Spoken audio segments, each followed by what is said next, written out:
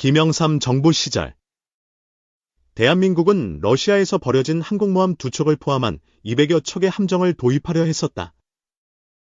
이 계획은 한국 해군의 전력을 크게 강화할 기회였으며 특히 일본에게는 상당한 긴장감을 불러일으켰다. 하지만 일본과 환경단체들의 반발로 인해 이 절호의 기회는 무산될 위기에 놓였다. 1990년대 초반 중국이 일방적으로 방공식별구역 (EIZ를) 선포하며 군사적 긴장을 고조시킨 가운데 한국은 이에 대응하기 위해 해군과 공군의 전력을 대폭 증강해야 했다. 당시 한국 공군의 최신의 전투기 F-15K가 배치된 기지에서 이어도 상공까지 도달하는 데는 527km가 필요했으며 공중 채공 시간이 20분 미만이라는 한계가 있었다. 이러한 상황에서 공중급유기와 함께 함재기를 운용할 수 있는 항공모함의 필요성이 대두되었다. 이때 한국의 한 무역회사는 소련 해체 후 경제난에 시달리던 러시아 태평양 함대에서 대형 함정들을 대량으로 도입하는 계약을 추진했다. 이 계약을 통해 한국은 민스크와 노보로시스크를 포함한 총 259척의 함정을 확보했으며 이 중 30여 척을 국내로 들여와 해체했다. 2012년 국방백서 기준으로 한국 해군이 보유한 함정이 약 270척이었음을 고려하면 이는 당시 한국 해군 전력과 맞먹는 수준의 규모였다. 러시아가 함정을 매각한 이유는 유지비 부담 때문이었다. 연간 1억 5천만 달러에 달하는 유지비를 감당할 수 없었던 러시아는 경제적 이유로 함정을 매각하기로 결정했다. 한국이 러시아제 무기를 도입할 경우 고철로 활용하거나 일부 장비를 군사적으로 전환하기는 어려웠더라도 군사정보 측면에서는 상당히 유익할 것으로 판단되었다. 러시아의 키예프급 항공모함 민스크와 노보로시스크는 비교적 최신형으로 각각 1979년과 1984년에 태평양 함대에 배치된 전력 자산이었다. 이들은 한미 연합훈련에 등장했던 강력한 함정들이었으며 러시아 해군력의 중요한 축을 담당했다. 한국은 당시 이 항공모함들을 71억 원이라는 저렴한 가격에 구매했으며 이는 K2 흑표 전차 한 대 가격에도 미치지 못하는 금액이었다. 하지만 일본은 한국의 이러한 함정 도입을 강력히 반대했다. 도쿄신문과 나이크 등 일본 언론은 한국이 사실상 현역 항공모함을 확보하려 한다는 거짓 주장을 퍼뜨렸으며 이는 러시아와 국제사회의 경계를 불러일으켰다. 특히 레스크는 민스크 내부를 촬영해 공개하면서 항공모함이 단순한 고철이 아니라는 점을 강조했고 이는 러시아 정부가 추가적인 감사를 진행하는 계기가 되었다. 결국 러시아 정부는 일본의 압력에 의해 민스크와 노보로시스크에 탑재된 핵심 장비들을 파괴한 후 한국에 인도했다. 이후 한국은 항공모함 해체 작업을 진행하며 이를 통해 항공모함의 구조와 기술을 연구할 기회를 얻었다. 당시 축적된 기술은 현재 한국형 항공모함 KCV 개발의 중요한 토대가 되었다.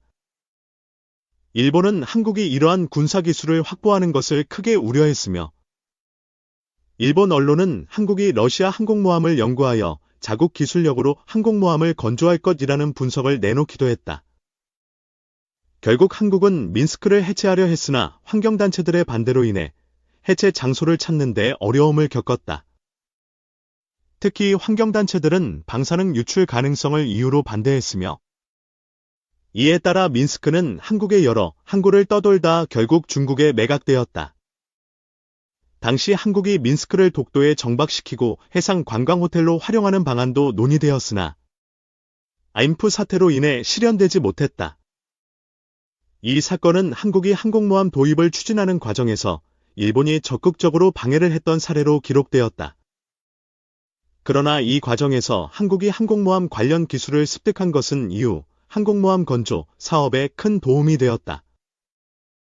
현재 한국이 추진 중인 차세대 항공모함 개발 계획 KCV 사업에는 당시 축적된 기술과 경험이 반영되고 있으며 일본은 여전히 한국의 군사적 성장에 경계를 늦추지 않고 있다. 유럽. 트럼프 리스크의 화들짝, 전략무기 확보 경쟁 치열 박수찬의 군. 한동안 서방에서 거론되지 않던 장거리 타격 능력이 다시 주목받고 있다. 서방 국가들은 우크라이나 전쟁에서 우크라이나군이 러시아 점령지와 본토의 전략적 목표물을 하이마스, 히마스 고기동성 포병 로켓 시스템과 드론, 장거리 공대지 미사일 등으로 타격하는 모습을 지켜봤다. 이에 따라 수백 킬로미터 떨어진 적 전략시설을 파괴할 수 있는 무기를 확보하는 데 열을 올리고 있다. 다양한 종류의 미사일과 폭격기를 보유한 러시아의 위협에 맞서려면 유사시 전선에서 멀리 떨어진 표적을 강력한 위력으로 정밀 타격하는 무기가 필요하다는 인식에서다. 도널드 트럼프 2기 행정부가 동맹국들에게 안보 부담을 늘릴 것을 요구하면서 자주국방 기조가 강화되는 것과 맞물려 전략적 타격 능력에 대한 서방 각국의 투자는 당분간 지속될 전망이다.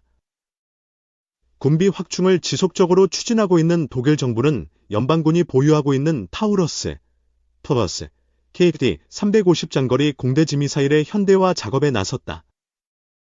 스웨덴 방위산업체 사부는 최근 1억 6천만 달러, 약 2032억 원, 규모의 타우러스 미사일 현대화 및 유지보수 계약을 체결했다. 독일 엔비데이와 사부의 합작회사인 타우러스 시스템스가 발주한 이번 계약은 2035년까지 진행되는 것으로서 수명주기 유지보수 계획과 시스템 성능 개량이 포함되어 있다. 독일 공군은 유로파이터 전투기에서 타우러스 미사일을 운용하고 있다. 스웨덴군도 그리펜 C형 전투기에 타우러스 미사일을 사용하기로 최근 결정했다.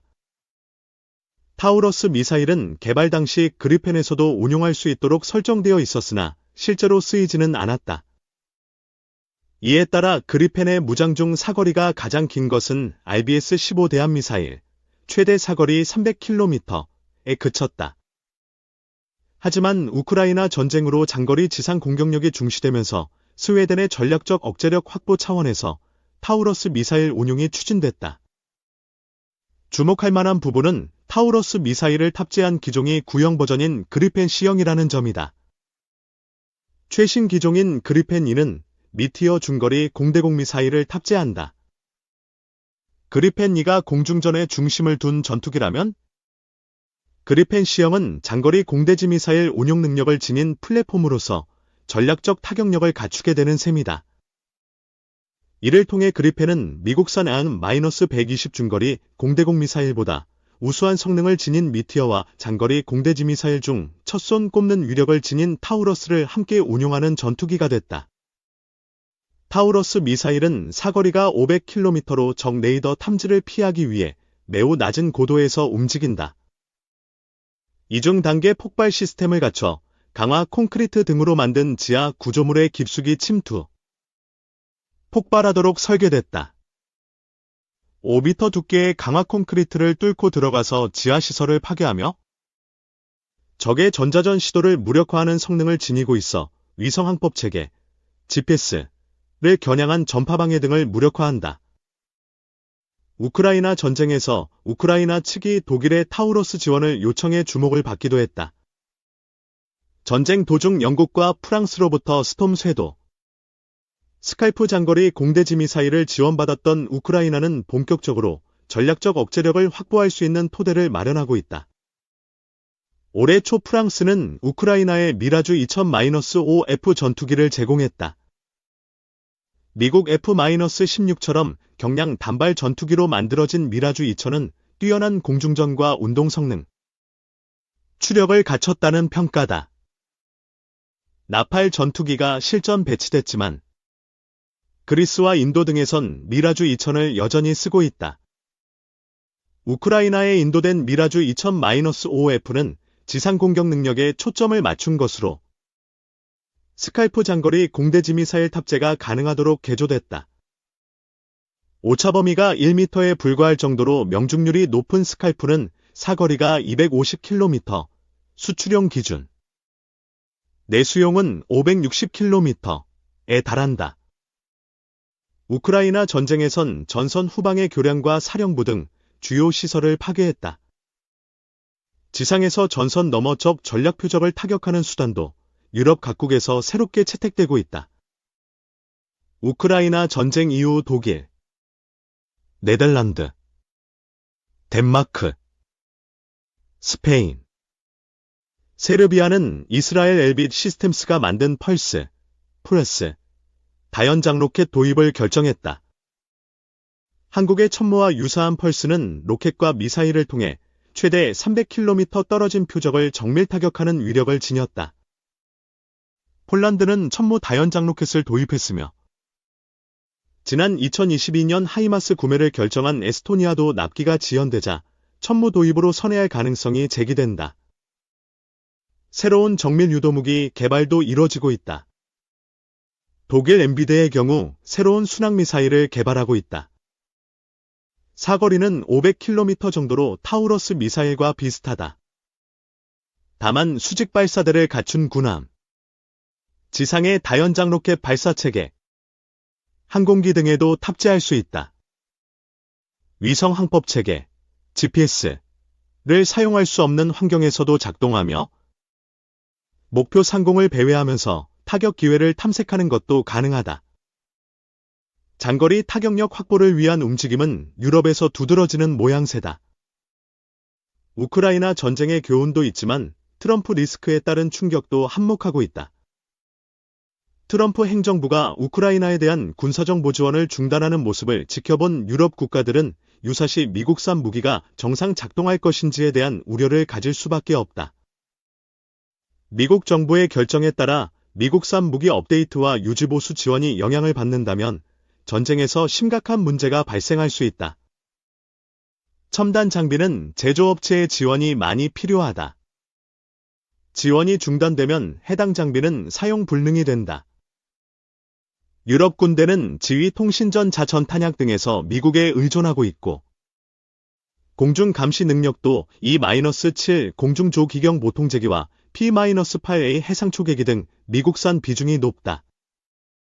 과거에는 미국의 협조를 믿고 구매했지만 이제는 미국이 언제든 지원을 중단할 위험을 의식할 수밖에 없다. 유럽 자체의 방위산업 역량을 높이는 방안을 추진하는 것은 자연스러운 일이다.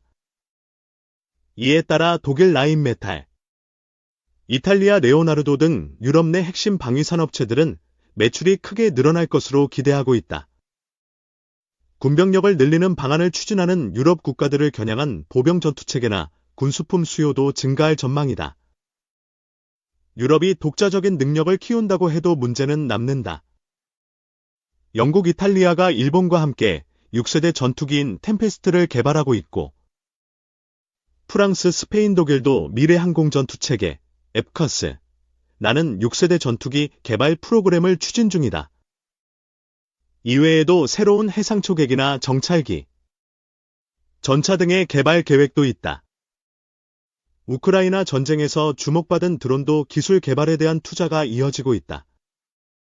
최근 네덜란드는 7억 유로, 1조 1천억 원을 첨단 드론 기술 개발에 투입하겠다고 밝힌 바 있다.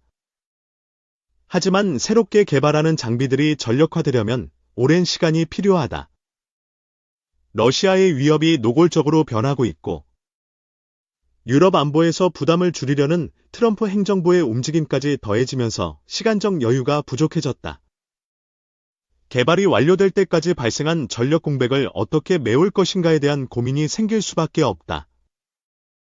이 때문에 단기적 차원에선 미국산 무기가 유럽보다 여전히 우세한 지위를 누릴 가능성이 크다.